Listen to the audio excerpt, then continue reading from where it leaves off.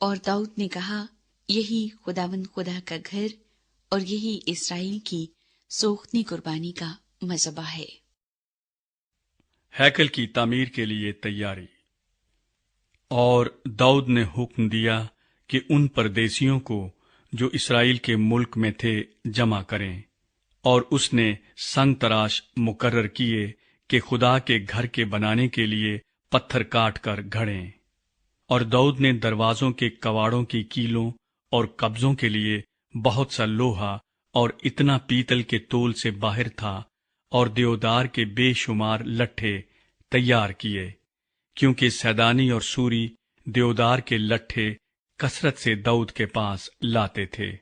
اور داؤد نے کہا کہ میرا بیٹا سلیمان لڑکا اور نا تجربہ کار ہے، اور ضرور ہے کہ وہ گھر جو خداوند کے لیے بنایا جائے نہایت عظیم الشان ہو، اور سب ملکوں میں اس کا نام اور شہرت ہو، سو میں اس کے لیے تیاری کروں گا۔ چنانچہ داؤد نے اپنے مرنے سے پہلے بہت تیاری کی۔ تب اس نے اپنے بیٹے سلیمان کو بلایا اور اسے تاکید کی کہ خداوند اسرائیل کے خدا کے لیے ایک گھر بنائے۔ اور داؤد نے اپنے بیٹے سلیمان سے کہا، یہ تو خود میرے دل میں تھا کہ خداوند اپنے خدا کے نام کے لیے ایک گھر بناؤں، لیکن خداوند کا کلام مجھے پہنچا کہ تو نے بہت خونریزی کی ہے اور بڑی بڑی لڑائیاں لڑا ہے، سو تو میرے نام کے لیے گھر نہ بنانا، کیونکہ تو نے زمین پر میرے سامنے بہت خون بہایا ہے۔ دیکھ، تجھ سے ایک بیٹا پیدا ہوگا، وہ مرد صلح ہوگا، اور میں اسے چاروں طرف کے سب دشمنوں سے امن بخشوں گا، کیونکہ سلیمان اس کا نام ہوگا، اور میں اس کے ایام میں اسرائیل کو امن و امان بخشوں گا۔ وہی میرے نام کے لیے ایک گھر بنائے گا، وہ میرا بیٹا ہوگا، اور میں اس کا باپ ہوں گا، اور میں اسرائیل پر اس کی سلطنت کا تخت ابد تک قائم رکھوں گا۔ اب اے میرے بیٹے، خداوند تیرے ساتھ رہے، اور تو اقبال مند ہو، اور خداوند اپنے خدا کا گھر بنا جیسا اس نے تیرے حق میں فرمایا ہے۔ اب خداوند تجھے عقل و دانائی بخشے، اور اسرائیل کی بابت تیری ہدایت کرے، تاکہ تو خداوند اپنے خدا کی شریعت کو مانتا رہے۔ تب تو اقبال مند ہوگا، بشرطے کہ تو ان آئین اور احکام پر جو خداوند نے موسیٰ کو اسرائیل کے لیے دیے احتیاط کر کے عمل کرے۔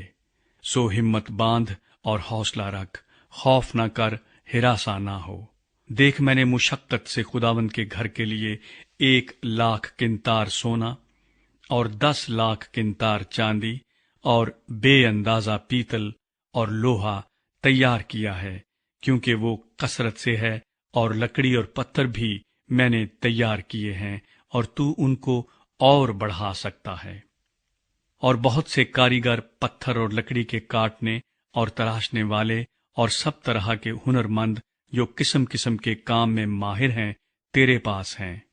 سونے اور چاندی اور پیتل اور لوہے کا کچھ حساب نہیں ہے۔ سو اٹھ اور کام میں لگ جا، اور خداوند تیرے ساتھ رہے۔ اس کے علاوہ داؤد نے اسرائیل کے سب سرداروں کو اپنے بیٹے سلیمان کی مدد کا حکم دیا، اور کہا، کیا خداوند تمہارا خدا تمہارے ساتھ نہیں ہے؟ اور کیا اس نے تم کو چاروں طرف چین نہیں دیا ہے؟